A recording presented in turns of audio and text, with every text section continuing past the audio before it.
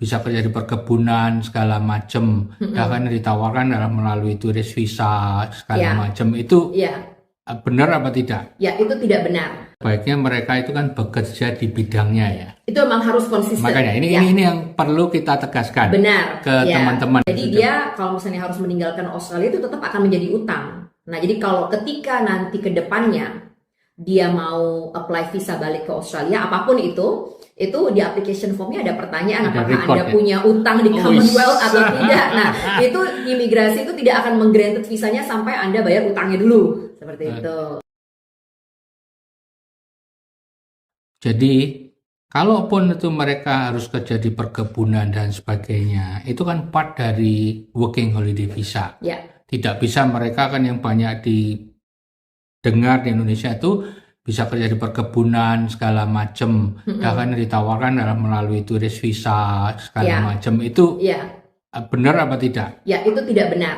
Nah, jadi ini yang perlu ditegaskan. Ya, jadi kalau misalnya nih rekan-rekan di Indonesia ada yang menawarkan oke, datang pakai visitor visa, setelah itu nanti di Australia bisa di switch ke bridging visa. Biasanya seperti itu. Ini saya dengar dari masukan-masukan. Nah, itu agak sedikit beresiko karena itu bridging visa yang akan di-apply itu in associated dengan protection visa biasanya. Nah, protection visa itu dari Indonesia kita tidak sarankan karena memang tidak memenuhi kriteria dalam arti kita kan negaranya maksudnya tidak perlu, maksudnya orang datang ke Australia kan tidak perlu protection kecuali ada beberapa cases yang memang mungkin strictly special circumstances ya. Nah, itu mungkin harus kita assess dulu apakah memang memenuhi persyaratan atau tidak. Nah, tapi kebanyakan yang memang mohon maaf salah jalur gitu ya. Jadi kalau kita bicara pendidikan dan sebaiknya mereka itu kan bekerja di bidangnya ya. Itu memang harus konsisten. Makanya ini yang perlu kita tegaskan. Benar. Ke teman-teman ya, karena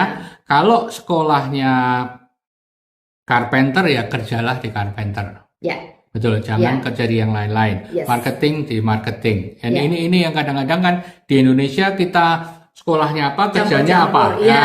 Ini yang merugikan kan. Maksudnya kalau mereka punya rencana ke Australia harus konsisten. Karena memang pendidikan harus berkaitan dengan pengalaman kerja.